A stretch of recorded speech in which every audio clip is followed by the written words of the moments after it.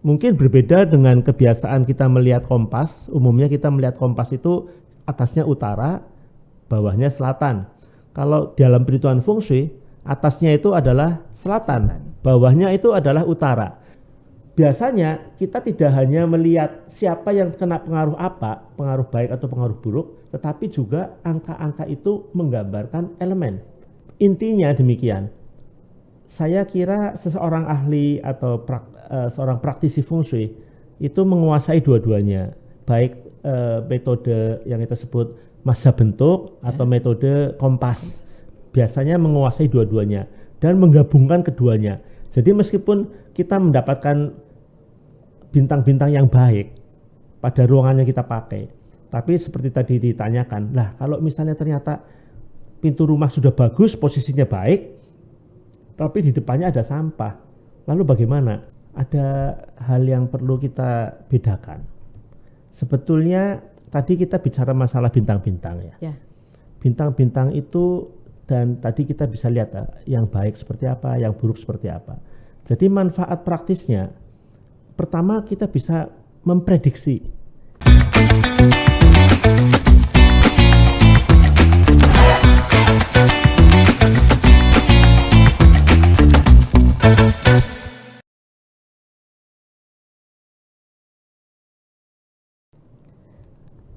Salam jumpa, ketemu lagi dengan saya Indah dari Tribun Jatim Network.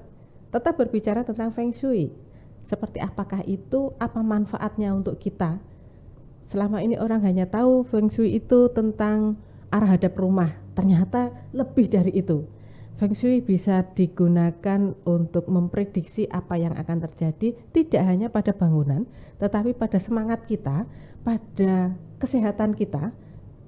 Bukan hanya kita, tetapi lebih besar lagi pada keluarga, pada lingkungan kita, pada negara, pada dunia. Ternyata seperti itu. Saya juga baru tahu dan saya tetap ingin tahu. Karena itu kami mengundang Pak Mauro Raharjo, ahli Feng Shui, datang ke studio ini. Kali kesekian beliau bergabung dengan kita, dan terima kasih banyak sudah meluangkan waktunya berbagi ilmu kepada saya, kepada Tribuners juga, supaya kita bisa siap-siap menghadapi apa yang akan terjadi tahun ini dan apa yang akan terjadi tahun depan. Karena tahun depan itu 2024 ada peristiwa besar terjadi. Pemilu, iya, tahu saya. Tetapi bukan hanya itu. Ini ada perubahan besar pada perhitungan Feng Shui, perhitungan bintang kalau Pak Mauro menyebut. Nah, seperti apa perubahan itu, seperti apa dasarnya, konsepnya kita pahami dulu supaya ketika kita berbicara tentang praktiknya kita sudah tahu. Baik, terima kasih. Saya akan sapa Pak Mauro. Terima kasih Pak Mauro, selamat datang lagi di studio ini. Kita berbicara tentang perubahan pergerakan bintang-bintang. Baik, Pak Mauro, pergerakan bintang. Nah, bintang ini kalau dalam Feng Shui itu kan ada angka-angkanya 1 sampai 9. Itu seperti apa? Kemudian kalau yang lalu kita sudah berbicara tentang angka bintang 5 yang menjadi bintang apes, itu kita sudah tuntaskan kemarin. Nah, sekarang kita masuk pada ini Pak Mauro, pada praktiknya di tahun ini dan kemudian di tahun depan seperti apa itu. Tapi sebelumnya saya minta tolong, saya dijelaskan tentang dasarnya seperti apa sih si kotak-kotak yang ada di layar belakang kami itu, mengapa ada seperti itu, mengapa angkanya 1 sampai 9, mengapa 5 apa sudah kemarin. Nah, bagaimana si kotak-kotak ini istimewa karena ketika dijumlah ternyata 15. Saya sudah diberi bocoran dulu oleh Pak Mauro tadi. Ketika dijumlah 15. Nah, silakan Pak Mauro. Beri kami pencerahan tentang Terima kasih, perkotaan ini. Ya, salam jumpa para Tribuners, dengan saya Feng Shui Mauro. Kita akan lanjut tentang Feng Shui periode 9 secara bertahap. Kita sudah mulai mengenal ada istilah bintang, ada bintang itu dinyatakan dengan angka, dan Tribuners sudah juga menyadari bahwa angka-angka itu sebetulnya menggambarkan trigram, ya, trigram. Jadi ada 8 trigram yang terletak pada 8 mata mata angin, pada kompas mata angin. Nah, kalau kita lihat dari 9 itu ada yang merupakan basicnya dulu. Jadi dari mana kita tahu bahwa bintang itu terbang dari satu posisi ke posisi lain, atau saya sebut bergerak ya. Jadi bintang itu, orang bilang bintang kan selalu terbang bintangnya. Kalau saya katakan bergerak, berpindah dari satu sektor ke sektor lainnya pada bangunan kita. Dan untuk mengetahui itu, pertama kita harus ketahui bentuk dasar daripada pola tersebut. Kita sudah lihat bahwa angka-angka itu didapatnya dari punggung kura-kura yang ditemukan oleh Kaisar Fusi di Sungai Lo. Nah, berikut ini kita lihat pola dasarnya, yaitu di mana 5 di tengah. Mungkin Tribuners bisa lihat pada gambar berikut ini. Nah, kita lihat di sini bahwa titik-titik yang di sebelah kiri itu adalah titik-titik yang ditemukan di punggung kura-kura. Lalu diterjemahkan, ditaruh pada 9 kotak, di mana 9 kotak ini mewakili mata angin. Nah, mungkin berbeda dengan kebiasaan kita melihat kompas. Umumnya kita melihat kompas itu atasnya utara, bawahnya selatan. Kalau dalam perhitungan feng shui, atasnya itu adalah selatan, bawahnya itu adalah utara. Jadi kita perlu mengetahui secara kompas lebih dahulu, yaitu bahwa kalau di sebelah atas itu adalah selatan, berarti sebelah kirinya yang kelihatan angka 4 itu pasti adalah tenggara. Dan sebelah kanan dari 9 itu angka 2 itu adalah barat daya. Sedangkan di tengah, yaitu di sebelah kiri 5, itu kalau atasnya selatan, berarti sebelah kirinya itu adalah timur. Sebelah kanannya itu adalah barat. Jadi 7 itu menempati barat, 3 menempati timur. Dan yang di bawahnya lagi kita bisa lihat 1 ada di tengah, kemudian bintang 6 itu ada posisi barat laut, 1 di utara, dan 8 di posisi timur laut. Nah, jadi kalau kita lihat angka-angka itu disebut sebagai kotak ajaib Losu. Kotak ajaib Losu. Mengapa disebut ajaib? Itu karena kalau Tribuners menjumlahkan angka-angka itu, yang di atas 4, 9, 2, 15, di tengah 3, 5, 7, 15, di bawah 8, 1, 6, 15. Secara kolom vertikal juga kita lihat sebelah kiri 4, 3, 8, 15, 9, 5, 1, 15, 2, 7, 6 juga 15, dan juga secara diagonal dari kiri atas menuju ke kanan bawah itu 4, 3, 6, 4, 5, 6 itu 15, dan dari atas posisi barat daya 2, 5, 8 juga 15. Jadi semuanya 15, maka disebut kotak ajaib Losu. Ini merupakan basic basic dari Flying Star. Nah, kalau kita bicara fungsi periode 9, otomatis posisi tengah itu adalah 9. Begitu. Okay. Tengahnya 9. Kalau periode 8, berarti tengahnya itu adalah 8. Begitu nanti kalau kita sudah mencapai tahun 2044, berarti 2024 sampai 44 kita masuk pada periode 1. 9 masuk lagi periode 1. Okay. Nah, pada waktu periode 1 berarti tengahnya adalah 1. Nah, lalu pergerakannya bagaimana? Yaitu kita lihat saja dari bentuk dasarnya. Kalau 5 di tengah,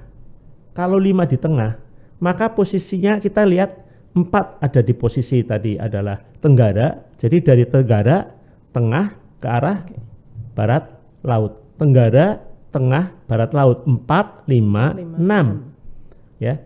Setelah itu kita lihat 7. Setelah 6 kan 7 ya. Setelah 6 7. 7 ada pada posisi barat. 7 barat ya. 6 barat laut, 7 adalah barat. Dari barat menuju kepada timur laut yaitu 8, kemudian menuju ke utara, ya, ke selatan, yaitu 9 ya. Jadi 7, 8, 9. Kemudian setelah 9 itu adalah 1. Posisi 1 itu ada di utara, di bawah. Dari utara kita menuju ke 2, yaitu adalah barat daya. Kemudian menuju ke 3, yaitu posisi timur, ya. 3 itu timur, ya. Jadi 3 timur. Jadi 4, 5, 6, 7, 8, 9, 1, 2, 3. Kalau kita sebut dengan kompas berarti mulai dari tenggara, tengah, barat laut, kemudian barat, timur laut, kemudian selatan, dan selanjutnya adalah utara, barat daya, dan sebelah kiri itu adalah timur gitu. Jadi urutannya persis itu. Berarti kalau periode 9, Tribuners sudah bisa bayangkan 9 di tengah, berarti 4 menjadi 8, tengahnya 9, setelah itu 6 berubah jadi 1 ya. Kalau mudahnya juga tinggal kita kurangkan aja. Kalau 5 menjadi 9 berarti kan beda 4. Ya. Jadi kalau 4 itu pasti jadi 8. Ya toh? Kalau 3 tambah 4 itu jadi 7. Kalau 2 tambah 4 itu jadi 6. Ya toh? Kalau misalnya 9 ditambah 4 itu kan diulang lagi. Berarti 1 2 ditambah 4 1 2 3 4. Jadi 9 jadi 4 gitu. Kalau 8 ditambah 4 jadi 9 1 2 jadi 3. Kalau 7 ditambah 4 jadi 8 9 1 2. Tapi nanti di akhir tayangan kita dimunculkan ya, dimunculkan. Ya. Nah, itulah yang kita sebut dengan periode 9. Nah, kita sudah bahas juga apa sih artinya gitu. Artinya kalau kita lihat ada banyak arti sebetulnya, tapi yang biasa dipakai dan sederhana sekali kita pakai, terutama adalah bahwa angka-angka itu berpengaruh kepada, bukan berpengaruh ya, simbol dari orang. Jadi 6 itu kita sudah namakan adalah trigram Chen, itu adalah ayah. 2 itu adalah trigram Kun, itu adalah ibu. Lalu kalau dari wanita, yaitu wanita paling tua, senior, wanita setengah baya, kemudian wanita muda. Itu wanita tua digambarkan dengan angka 4, disebut Sun Kwa. Kemudian wanita tengah baya itu digambarkan dengan bintang 9, itu Li Kwa. Dan wanita paling muda itu digambarkan dengan bintang 7, disebut Tui Kwa. Jadi ada namanya masing-masing, tapi kita sebut saja 1, 2, 3, 4 begitu. Jadi kita tahu bahwa 4 wanita senior, kemudian 9 wanita tengah baya, dan 7 wanita muda. Sama dengan pria juga sama. Jadi laki-laki yang paling besar, yang paling tua atau senior itu 3, itu adalah Sen Kwa. Nah, laki-laki yang yang tengah baya itu digambarkan dengan bintang angka 1 atau bintang 1, itu Kan Kwa. Dan yang terakhir laki-laki muda itu adalah angka 8, yaitu Ken Kwa. Ada namanya masing-masing. Nah, berarti kita tahu bahwa posisi itu baik untuk atau buruk itu nanti kita lihat dari komposisi atau pola ya, komposisi bintang atau pola bintang untuk feng shui periode 9 yang akan kita gambarkan nanti pada selanjutnya, di mana bintang-bintang itu akan menjadi 3 angka pada masing-masing kotak, 3 angka, dan bisa kita terjemahkan ya, kita bisa terjemahkan. Misalnya di situ ada angka yang baik itu adalah atau bintang yang baik itu adalah 1, 6, 8, 9. Itu selalu demikian. Dan bintang yang dianggap kurang baik terutama adalah 5 dan 2. Untung pada periode 9 bintang 2 termasuk baik, tapi bintang yang menjadi buruk itu adalah bintang 7. Nah, siapa yang bergabung dengan bintang 7 dan bergabung dengan bintang 5 tentu saja harus hati-hati, karena pada waktu itu akan terjadi hal yang buruk pada angka-angka yang menggambarkan masing-masing individu tadi. Nah, para Tribuners, biasanya kita tidak hanya melihat siapa yang kena pengaruh apa, pengaruh baik atau pengaruh buruk, tetapi juga angka-angka itu menggambarkan elemen, yaitu bintang 1 itu simbol air, bintang 9 simbol api, kemudian bintang 3 dan 4 itu simbol kayu, bintang 6 dan 7 simbol logam, dan bintang 8, 5, dan 2 adalah simbol tanah. Nah, yang penting elemen itu juga merupakan simbolisasi dari organ-organ badan kita yang paling penting. Organ badan kita yang paling penting terutama itu adalah jantung, kemudian hati, paru-paru, ya, kemudian ginjal, dan pencernaan kita. Kalau kita tidak mempunyai salah satu organ itu, niscaya kita tidak hidup. Nah, jadi organ-organ itu digambarkan dengan elemen. Misalnya jantung itu digambarkan dengan disimbolkan dengan elemen api. Ya. Kemudian elemen lainnya yaitu kayu itu menggambarkan hati. Ya. Kemudian air menggambarkan ginjal, tanah menggambarkan pencernaan, dan logam menggambarkan paru-paru atau sistem pernapasan. Nah, jadi lalu organ-organ yang sifatnya lebih minor itu mengikuti saja. Seperti misalnya yang tergabung dengan bintang 9 atau api, selain jantung tentu saja ada saraf, mata, kemudian sistem darah itu. Yang terkait dengan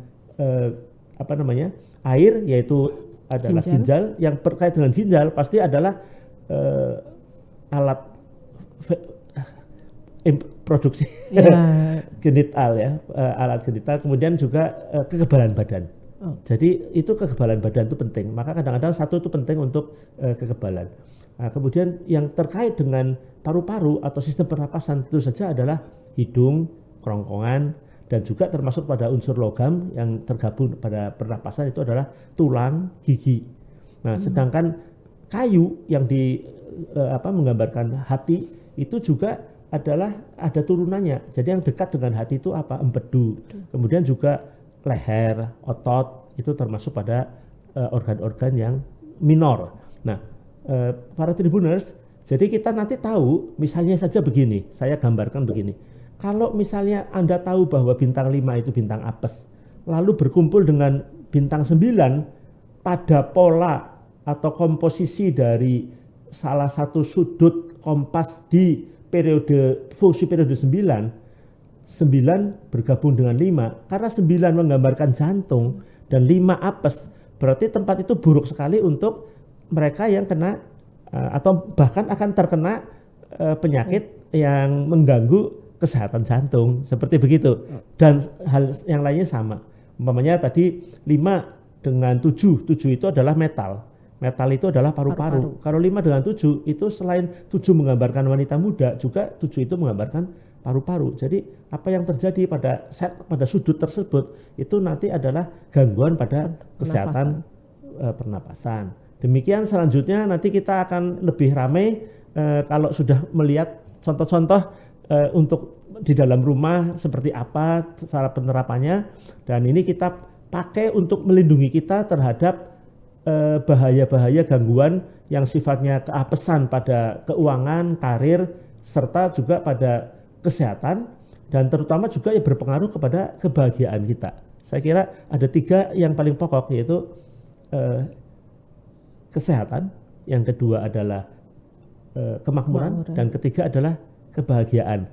Nah, 3-tiganya mungkin nanti bisa kita pakai untuk menerjemahkan apa pengaruh dari pola fungsi periode 9 kepada rumah Anda masing-masing. Dengan contoh-contoh ini mudah-mudahan nanti bisa sangat bermanfaat untuk menghadapi fungsi periode 9. Begitu Mbak Ena. Pak Mauro, misalnya rumah saya sudah terlanjur membangun rumah. Ya. Kemudian ada posisi-posisi tertentu yang ternyata ini apes nih. Ya. Apes, padahal itu ada di kamar saya, ruang tidur saya. Ya. Apakah ini harus membongkar atau mungkin ada enggak penangkal, bukan penangkal sih, apa ya? Cara pemecahannya. Ya, itu solusinya seperti apa yang tidak renovasi? Terima kasih. Ya, terima kasih. Ini pertanyaan menarik sekali. Sebetulnya banyak triknya kalau kita memahami siklus dari 5 elemen. Jadi 5 elemen itu adalah bahwa satu siklus pertama itu siklus yang saling mendukung. Air bisa membuat tanaman atau kayu tumbuh. Kayu membuat sumber-sumber bagi api. Apa yang dibakar api menjadi debu atau tanah. Di dalam tanah itu ada metal. Jadi kita lihat bahwa ada siklus yang seperti itu. Yang kedua ada siklus yang terbalik, yaitu bahwa kalau api terlalu besar kita kontrol pakai air.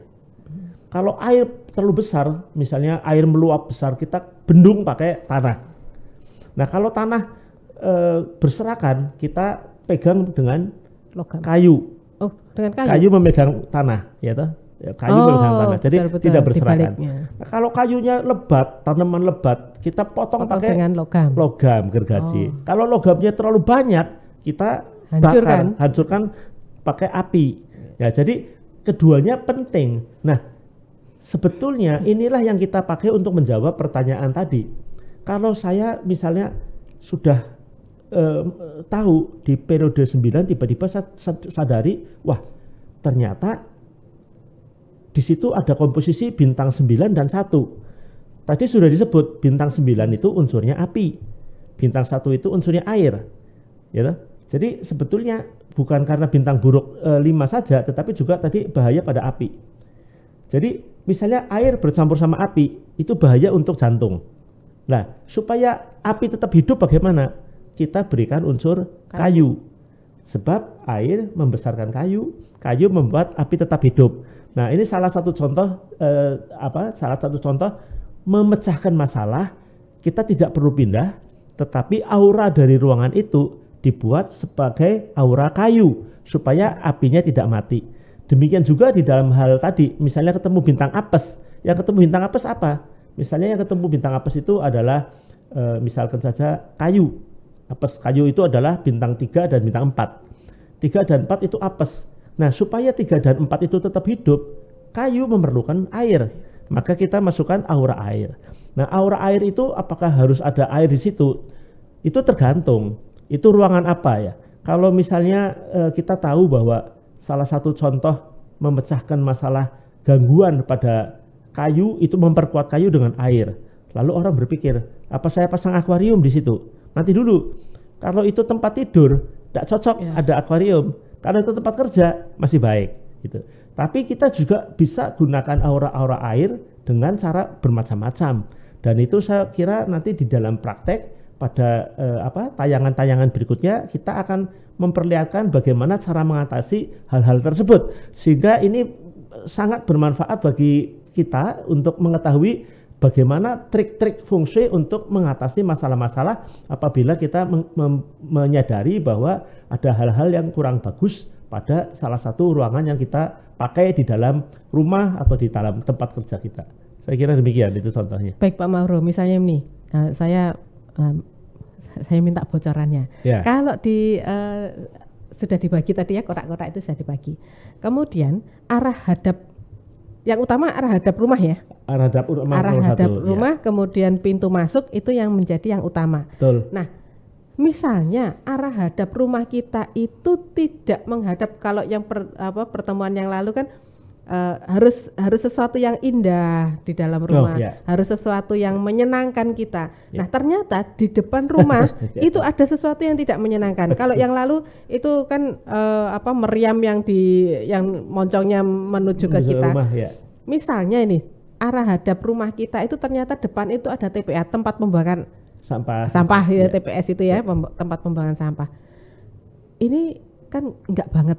Nah, yang seperti itu apakah nanti akan juga dibahas, Pak? Ya, menarik sekali. Sebetulnya memang yang paling penting kadang-kadang kita membahas itu masalah-masalah yang timbul. Intinya demikian. Saya kira seseorang ahli atau seorang praktisi feng shui itu menguasai dua-duanya. Baik metode yang kita sebut massa bentuk atau metode kompas. Biasanya menguasai dua-duanya dan menggabungkan keduanya. Jadi meskipun kita mendapatkan bintang-bintang yang baik pada ruangan yang kita pakai, tapi seperti tadi ditanyakan, lah kalau misalnya ternyata pintu rumah sudah bagus, posisinya baik, tapi di depannya ada sampah, lalu bagaimana? Nah, tentu saja tidak bisa memaksakan tempat sampah harus dipindahkan, kan tidak bisa, ya toh. Jadi sebetulnya ada beberapa cara. Salah satu cara yang menurut saya cukup baik itu kalau itu sampah, yaitu kita letakkan pintu masuk bukan di posisi depan. Nah, kalau kebetulan saya senang merencana bangunan sebagai arsitek juga, maka saya lihat begini. Umumnya rumah punya garasi, ya. Jadi garasi masuk, kemudian setelah masuk garasi itu yang dihadapi bukan tembok, tapi taman. Jadi sampingnya dibuat taman. Nah, kemudian sampingnya taman itu lalu baru dibuat pintu menghadap taman tersebut. Jadi pintunya menghadap ke samping, bukan menghadap ke depan. Oh begitu. Nah, iya. ini salah satu caranya demikian, saya ulangi. Jadi orientasinya bukan ke arah depan, ke arah depan, jendela sesedikit mungkin, pintu mungkin ada, tapi sifatnya pintu formal, bukan pintu feng shui. Jadi kita harus bedakan pintu feng shui atau pintu formal. Nah, biasanya pintu feng shui itu lebih besar atau paling besar. Bisa diletakkan di depan, bisa diletakkan di samping.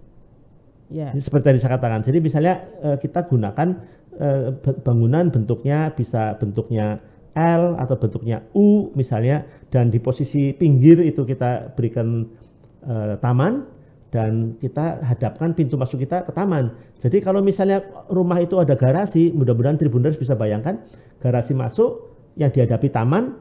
Nah, di depan taman itu ada pintu masuk rumah yang sebenarnya. Nah, kalau ada pintu masuk di luar mungkin jarang dipakai karena menerima tamu itu tidak setiap hari. Itu pintu formal. Itu pintu formal, bukan pintu feng shui. Ya. Jadi semua perhitungan feng shui periode 9 dihitung dari pintu yang untuk keluar masuk yang utama. Nah, itu yang penting. Nah, barangkali ini belum diketahui. Jadi bukan pintu itu harus selalu di depan.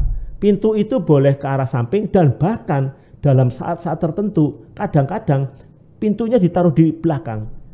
Jadi masuk kemudian di belakang itu ada taman besar, malah orientasinya ke belakang, jarang tetapi ada. Karena banyak sekali kasus-kasus yang bisa saya perlihatkan nanti bahwa posisi-posisi pintu itu bisa cukup fleksibel dan dengan satu teknik perencanaan yang baik, tentu saja selain fungsi rumah tetap baik, juga masalah-masalah yang buruk tadi bisa teratasi. Dan ini merupakan kasus-kasus yang mungkin menarik bisa kita tayangkan pada kesempatan yang akan datang. Baik. Nah, Tribuners coba yang namanya feng shui itu tidak sekadar ruangan-ruangan mana yang oke dan tidak oke. Lebih dari itu. Ada ruangan-ruangan yang bisa ya secara logika sebenarnya itu bisa dipahami bahwa ini ruang tidur harus nyaman, harus tenang. Itu kan logika. Atau misalnya ruang keluarga harus bisa menampung seluruh aktivitas penghuni rumah. Apa yang akan menjadi magnet di situ supaya orang penghuni rumah datang ke sana. Nah, yang seperti ini akan kita bahas pada pertemuan-pertemuan berikut. Mungkin spesifik Spesifik itu artinya seperti tadi. Kasuistik. Ya, kasuistik. Ada rumah menghadap ke tempat sampah, ada rumah yang diapit oleh gedung tinggi kanan dan kiri. Nah, itu kan membuat penghuni rumah tidak nyaman dan harus ada solusinya. Nah, solusi seperti apa? Ya itu yang akan dibahas bersama Pak Mauro nanti ketika kita mulai masuk ke dalam praktik. Pak Mauro, ini pertanyaan terakhir. Ya. Sebenarnya feng shui ini bisa dipelajari semua orang ya? Betul. Tetapi karena teknis di belakang perhitungannya itu rumit banget, maka orang seperti saya lebih suka menerima matengannya. Yang mentahannya biarlah Pak Mauro yang berhitung.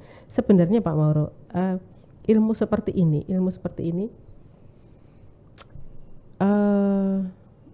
manfaat praktisnya itu apa Pak Mauro? Oh begitu ya.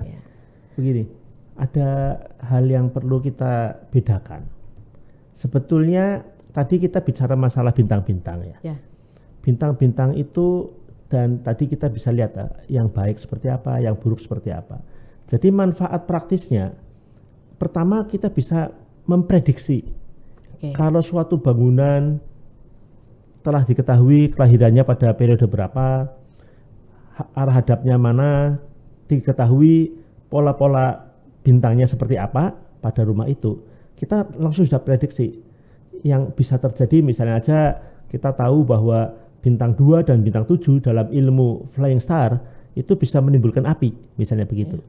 Jadi kita bisa predik, ini kalau di situ ada dapur atau ada panel listrik itu bahaya. Sebab 2 dan 7 berkomposisi menjadi api. Nah, ini teorinya seperti itu. Nah, jadi kita bisa predik hal seperti itu, dan itu saya pernah alami beberapa kali di mana posisi dari dapur klien itu ada pada posisi di mana bintangnya, kalau kita lihat disebut bintang gunung dan bintang air atau bintang duduk dan bintang hadap, itu ketemu 2 dan 7. Saya bilang ini bahaya nih dapur di situ gitu. Apa yang terjadi? Tiba-tiba kompornya meledak mengenai kaki dari klien tersebut. Nah, sebetulnya yang pertama penting untuk prediksi. Yang kedua gunanya yaitu untuk merencanakan rumah yang sehat, membahagiakan dan memberi kemakmuran yang tinggi. Saya kira itu. Jadi kegunaannya ada dua. Pertama kita pergunakan untuk memprediksi apa yang mungkin bisa terjadi, dan yang kedua kita pergunakan untuk merencanakan rumah yang baik. Jadi untuk memprediksi itu terutama kita sebut audit. Jadi kalau ada kesalahan posisi dapur misalnya, kita kalau bisa geser posisi kompornya, setidaknya tidak pada sektor di mana bahaya api bisa muncul. Saya kira demikian. Jadi ada dua, satu kita pakai untuk audit, kedua kita pakai untuk merencanakan rumah baru. Audit itu ternyata tidak hanya keuangan. Tidak hanya keuangan. Audit fungsi juga ada. Audit fungsi namanya, betul. Pak Mauro, ini dasarnya kalau misalnya orang dari tadi ngomongnya ini sudah harus dihitung di sini. Logikanya seperti ini. Sebenarnya ada dasar enggak? Pak Mauro pernah membukukan supaya Tribuners juga tahu bahwa ini perhitungannya logis. Ya. Kalau saya 20 tahun yang lalu sih ada bukunya Pak Mauro, terbitannya Alex. Apakah Pak Mauro juga membuat buku lagi? Yang lainnya? Ya, sebetulnya ada dua yang pokok ya. Yang satu itu adalah tentang teori flying star, tentang feng shui secara umum, dan yang kedua yaitu hasil dari diskusi seperti ini yang saya masukkan di dalam tabloid, terutama pada tabloid Bintang Home waktu itu, kemudian juga masuk pada koran Surya atau mungkin pada Kompas dan yang lainnya. Itu saya kumpulkan. Kemudian karena itu sifatnya kasus-kasus, itu saya bukukan dan saya beri judul penerapan feng shui. Jadi itu isinya semua kasus dari depan sampai ke belakang, kasus masalah-masalah dan bagaimana mengatasinya. Jadi ada dua, satu tentang teori feng shui secara umum dan khususnya pada flying star, dan yang kedua yaitu adalah tentang penerapan atau kasus-kasus penerapan feng shui itu. Aplikasi feng shui ya, penerapan feng shui judulnya. Oke. Nah, karena kalau buku itu kan itu bisa menjadi dasar kemudian. Betul. Kalau ada teman-teman yang melakukan penelitian itu kan. Sayangnya kedua buku itu sudah out of stock. Oh gitu. Apakah ada kemungkinan membuat buku lagi Pak Mauro? Setahu saya banyak orang mencari buku-buku tersebut melalui online. Jadi orang yang sudah tidak suka daripada dibuang, mereka jual melalui online. Untuk yang selanjutnya memang sedang dipersiapkan satu buku tentang feng shui periode 9 yang kita sedang bicarakan ini khusus untuk periode 9 ya. Baik. Ditunggu saja bukunya. Setelah kita berbincang-bincang ini Pak Mauro ini sedang menyiapkan buku itu sebenarnya. Tunggu tanggal baiknya begitu. Baik, terima kasih Pak Mauro. Ini berbaginya harus sedikit-sedikit supaya saya terus terang Tribuners, saya itu harus penyerapnya itu pelan-pelan begitu ya. Otak saya sudah tidak seperti spons seperti anak-anak begitu. Jadi sedikit demi sedikit seperti apa dasar perhitungannya, seperti apa kotak-kotak ajaib yang 15 itu memang harus dipahami dulu supaya ketika kita berbicara tentang praktik pada pertemuan berikutnya kita sudah tahu sebenarnya apa yang menjadi dasar mengapa ada angka di tengah, mengapa yang lain mengikuti, dan seperti apa angka-angka itu berfungsi pada kita, pada ruangan, pada kesehatan kita, pada terutama itu akan tertuju pada kemakmuran, kesehatan, kemudian kebahagiaan, maka itu yang harus kita pahami dulu. Baik, terima kasih atas kebersamaannya, terima kasih Pak Mauro. Sampai jumpa. Hadir di sini. Sampai bertemu lagi pada pertemuan berikutnya. Kita sudah mulai praktik ya. Silakan yang ingin mengajukan pertanyaan, kalau ada denah rumah silakan disusulkan di bawah di YouTube itu, nanti Pak Mauro yang akan membahas. Baik, terima kasih. Saya harus pamit. Terima kasih atas kebersamaannya. Jaga kesehatan terus supaya kita bisa menyiapkan diri, menyiapkan rumah kita, tempat kerja kita sesuai dengan fungsi supaya kita menjadi lebih kuat, lebih apalagi Pak Mauro ya kalau sudah fungsi dilakukan itu. Sehat, lebih sejahtera happy. Itu happy itu yang kita mau bersama. Baik, terima kasih. Salam, saya pamit.